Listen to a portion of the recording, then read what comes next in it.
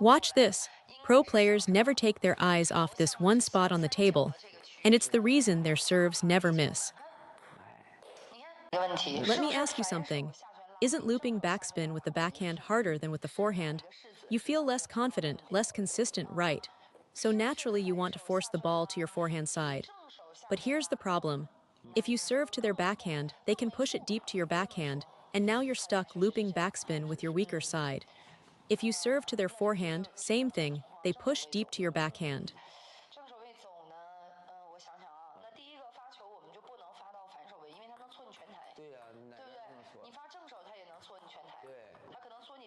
When you serve short to that small triangle near the sideline, your opponent can't easily push it to your backhand.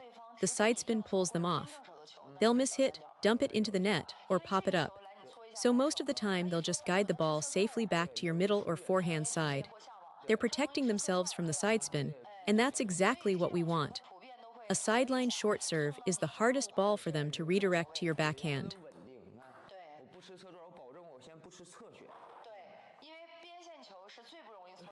Next, first key point, this must be a left side spin serve. To land it in that small triangle, keep the ball close to your body. Watch right up against the body, the backswing must be compact, do not use a big motion. A big swing launches the ball too deep and you lose control of the length, keep it small. Second key point, at contact, aim the racket head toward the small triangle. The direction your racket head points is where the ball goes. If you aim toward the baseline, the ball goes long.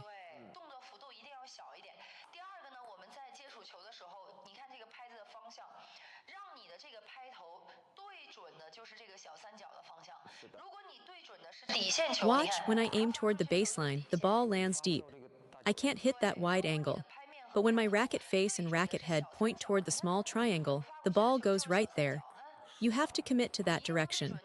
The reason many of you can't hit the short angle is that you rotate the racket face forward at contact. Once you turn it forward, the ball travels long. The racket face must stay aimed at the triangle zone throughout the stroke. Let me show you up close so you can see the angle clearly. Look at my racket face. It's pointed right at that corner. See how simple this is? The racket face stays oriented toward the short angle the entire time.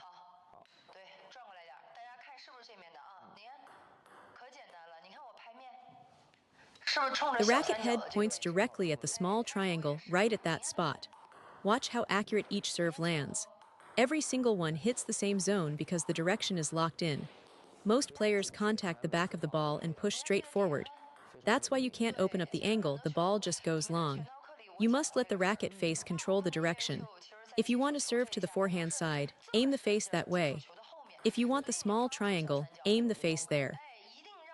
Watch each brush. Every time I brush, the ball curves into that corner.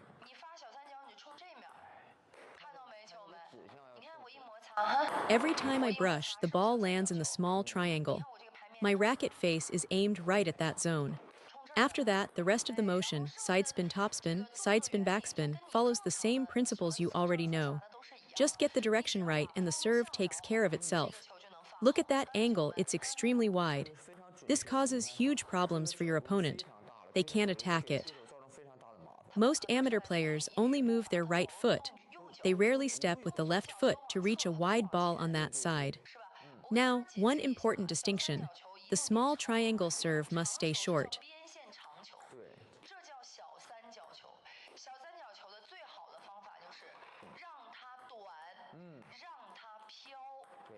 Like the ones I'm hitting now, the ball curves around and stays short. You need to practice this. Keep it short, keep it floating. As long as you control the racket head direction and the force in your hand, this serve becomes very reliable. When you serve, the racket face and racket head must point toward that corner angle. If you aim forward or brush the back of the ball, it just travels straight ahead. All the force goes forward and you lose the curve. This short serve should drift and die. If your opponent pushes it back half long, that's your chance to attack with a full power loop.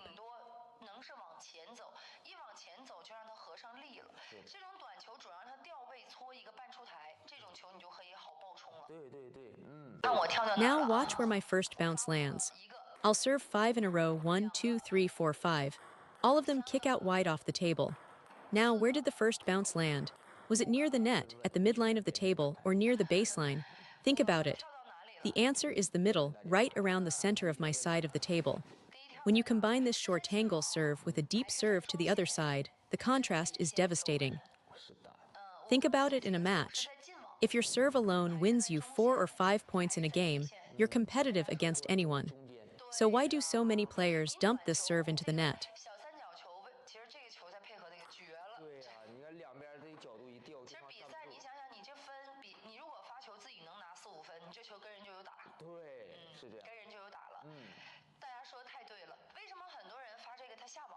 It's because the first bounce is too close to the net. Watch, when I bounce it near the net, the ball gets caught by the net and drops. That's your net error right there. Too close to the net simply does not work. The first bounce must be around the midline of your side of the table. In that center zone, the serve becomes easy to execute. Now watch what happens at the baseline, the ball also fails. It goes into the net because there isn't enough force to carry the arc over. So the sweet spot is the midline area.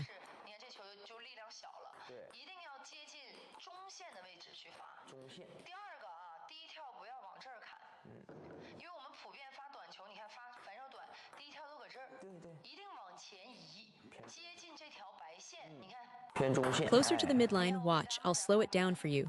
See how the first bounce lands near that center white line? You can see it very clearly. And the ball curves more and more as it crosses the net. Watch closely, right near that white line. When the first bounce is close to the center line, the ball drifts and kicks wide after it crosses. Now if I bounce it near the net instead, watch what happens, the ball just pops forward. It doesn't curve nearly as much. It shoots out straighter with much less angle. The wide drift disappears. So remember, push that first bounce toward the center line. The closer you land it to that midline, the sharper the curve.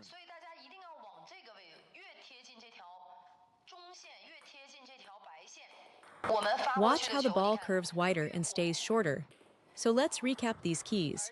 First, the first bounce should land in the middle zone of your side of the table.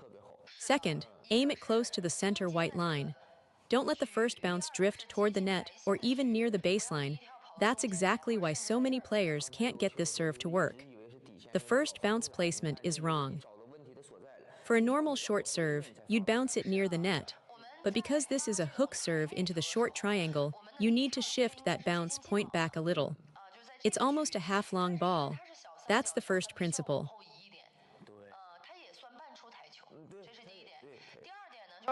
Second principle, for the hook serve with sidespin topspin, the first bounce must be near the center line. For the sidespin backspin version, shift it slightly forward. The topspin variant pushes the ball forward. If your first bounce is too close to the net, the ball will jump long off the table. So keep it back near the midline. Most amateur serve errors come from ignoring the first bounce entirely. They toss the ball and stare straight ahead. That's wrong. Professional players watch their own first bounce. Watch my eyes.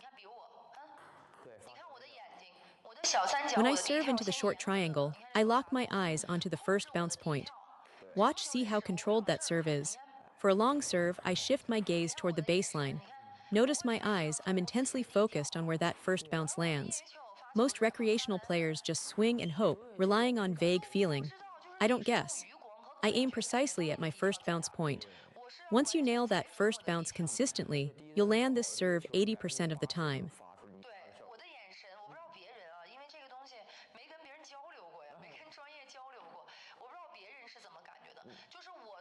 Every serve I hit, short or long, I watch my own first bounce first, then follow the ball's arc with my eyes as it crosses the net.